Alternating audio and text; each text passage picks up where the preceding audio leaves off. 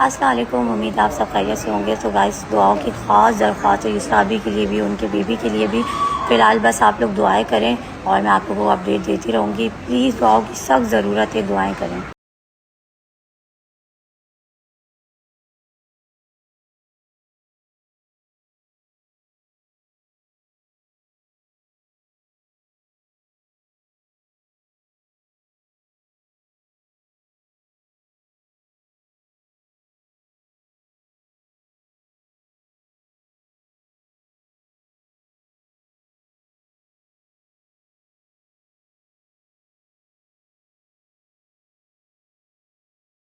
अस्सलाम वालेकुम। उम्मीद आप सब खैरियत से होंगे। तो गाइस दुआओं की ख़ास दरख्वास्त है इसराबी के लिए भी, उनके बेबी के लिए भी। फ़िलहाल बस आप लोग दुआएं करें और मैं आप लोगों को अपडेट देती रहूँगी। प्लीज़ दुआओं की सख्त ज़रूरत है, दुआएं करें।